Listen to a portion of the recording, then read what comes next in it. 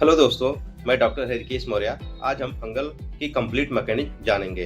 Fungal की mechanism सबसे पहले ये जो चीज़ें होंगी ये सारे फंगल जो आपका बैक्टीरिया है या फंगस के अंदर की पूरी स्टोरी हम बताएंगे। तो जैसे एस्टाइल को एंजाइम है, ये प्रेजेंट होता है ह्यूमन और फंगल दोनों में। ये क्या करता है, एस्टाइल को एंजाइम में कन्वर्ट होकर के बनाता है स्क्वालिन। स्क्वालिन बॉडी में जैसे बनता है या फिर फंगस के अंदर जैसे बनता है, ये तुरंत वहां पर आपका एक एंजाइम होता है, प्रेजेंट होता है, जिसको स्क्वालिन इपॉक्सीडेज कहते हैं। ये इपॉक्सीडेज कन्वर्ट कर देता है स्क्वालिन इपॉक्साइड में। जो प्लेन स्क्वालिन था अब इपॉक्साइड में, अब ये एक्टिव फॉर्म में आया। ये फर्दर कन्वर्ट हो जाता है लाइनोस्टेरॉल में। लाइनोस्टेरॉल ये बेसिक रिक्वायरमेंट होती है जो बॉडी की संरचना बनाती है। जैसे कोई भी बैक्टीरिया, वायरस है या सेल है, तो उसके लिए बॉडी बनाने के लिए जरूरी था, बेसिक रिक्वायरमेंट होती है। अब ये जैसे ही बनता है लाइनोस्टेरॉल, इसको यहाँ पर 14 अल्फा डीमेथाइलेज रहता है, एक ईवी एंजाइम है, ये कन्वर्ट करता है एर्गोस्टेरॉल। एर्गोस्टेरॉल है, यही एक आपका मेन प्रोडक्ट बनकर रेडी होता है जो बनाता हमारा किसी भी बैक्टीरिया या किसी भी सेल का, वायरस का।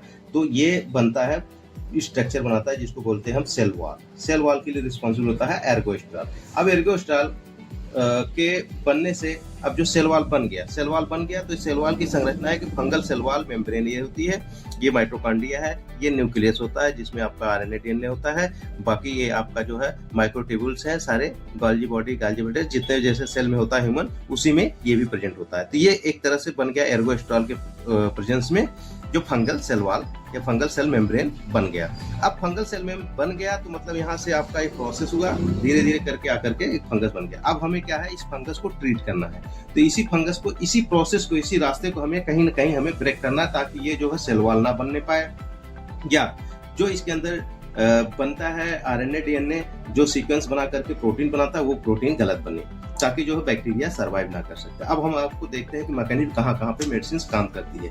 अब जैसे ये आपका है एलाइल एमीन, कैटेगरीज की मेडिसिन है। एलाइल एमीन क्या करती है, जो आपका स्क्वालिन एपॉक्सीडेज है, इसी एंजाइम्स को इनहिबिट कर देता है, जिससे अगर ये एंजाइम इनहिबिट हो गया तो आपका स्क्वालिन एपॉक्साइड एक्टिव फॉर्म में नहीं बन पाएगा। ये एक्टिव हो जाता है अगर एपॉक्साइड के फॉर्म में बना तो। अब एक तो मैकेनिज्म यहाँ पे ब्रेक करती है। दूसरा, सपोज दैट आपका स्क्वालिन बॉडी में बन गया है, जो आपका फंगस है, बहुत सारे स्क्वालिन एक्युमुलेट हो चुका है, तो लाइनोस्टेरॉल बनाएगा ही बनाएगा। अगर लाइनोस्टेरॉल बन गया तो वो 14 अल्फा डीमेथाइलेज के प्रेजेंस में एर्गोस्टेरॉल में कन्वर्ट होगा। तो इसको यहाँ पे रोकने के लिए एजोल ग्रुप की जितने भी एंटी फंगल मेडिसिन हैं, जहाँ पे एजोल जैसे इट्राकोनाजोल, फ्लूकोनाजोल, मिकोनाजोल, ये सारे क्या है, इसको इनहिबिट कर देता है 14 अल्फा डीमेथाइलेज, जिससे क्या है एर्गोस्टेरॉल नहीं बनता है, जो रिक्वायरमेंट होता है किसकी, बॉडी संरचना की। ठीक, तो ये बॉडी नहीं बनेगी तो गलत बॉडी बनेगी, जिससे क्या है यहाँ पे लीक आउट हो जाएगा जिसके अंदर के मटेरियल्स हैं, तो अपने आप जो है फंगस डेथ हो जाएगा।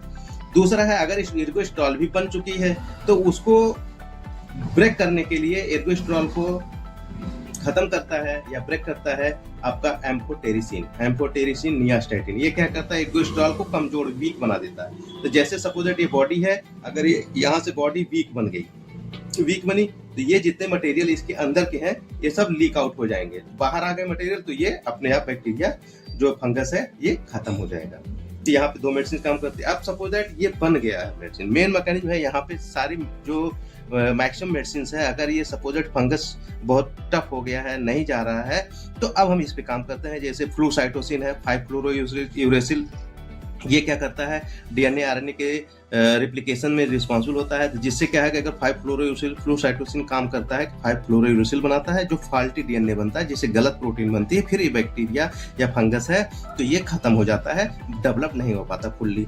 अब जैसे इसमें है ग्रेसिफल्विन है, मेडिसिन है, ये भी मेडिसिन क्या करती है, माइक्रोट्यूब्यूल्स, जितने छोटे छोटे माइक्रोट्यूब्यूल्स है, इसको क्या करता है, ब्रेक कर देता है, जिससे क्या है कि ये सर्वाइव नहीं कर पाता है जो फंगस है। फिर इसी में अब मेडिसिन आती है जो सेल आपका डी ग्लाइकान की सेल मेम्ब्रेन बनी होती है, तो उसमें डी ग्लाइकान प्रोटीन रिस्पॉन्सिबल होती है या जुड़ी होती है, जो इसको मजबूती देती है। अब ये मेडिसिन आपका है इचिनोकैंडिन, जिसको कैस्पोफंगिन ड्रग के नाम से जाना जाता है, ये क्लास है इसका। तो ये क्या करता है, इसको जो है वीक बना देता है, डी ग्लाइकान को ब्रेक कर देता है, जिससे क्या है कि ये पूरी तरह से हार्ड नहीं हो पाता है, जिससे उसे सर्वाइवल नहीं कर पाता फंगस। फिर आता है पॉलीइंस, जितने पॉलीइंस एंटीबायोटिक्स या एंटी फंगल मेडिसिन होते हैं, ये लीक आउट कर देते हैं प्लाज्मा कंटेंट्स को, जिससे क्या है कि फिर से फंगस जो है सर्वाइव नहीं कर पाता है। तो ये जो फंगस बन गया है उस पे आपका फ्लूसाइटोसिन, क्रेसियोफल्विन, इचिनोकैंडिन और पॉलीइंस, इतने सारे मेडिसिन यहाँ पे काम करते हैं। एर्गोस्ट्राल मेम्ब्रेन को खत्म करने के लिए आपका एम्फोटेरिसिन भी है, और इसको ना बनने से रोकने के लिए एजोल्स होता है जो हाईली यूज होता है, सेफ भी होता है, और फिर एलाइलामिन्स भी होता है जो बेसिक रिक्वायरमेंट होता है, जैसे स्क्वालिन एपॉक्सीडेज है, एंजाइम्स है, इसको इनहिबिट करने के लिए ये यहाँ पे ब्रेक करता है। तो ये कुल मिलाकर के, जैसे अगर आपका सिंगल मेडिसिन से ज़्यादातर एजोल ही यूज होता है, जिससे बैक्टीरियल या फंगल जो ग्रोथ है या डेड जो सर्वाइवल है वो खत्म होता है। बाकी अगर यहाँ पे कोई प्रॉब्लम ज़्यादा हो रही है, नहीं फंगस ठीक हो रहा है, तो डॉक्टर की सलाह से ये सारे मेडिसिन हम यूज कर सकते हैं। फ्लूसाइटोसिन हो गया, ग्रेसियोफल्विन हो गया, पॉलीइंस हो गया, कैस्पोफंगिन हो गया, ये सारे मेडिसिन यूज किया जाता है।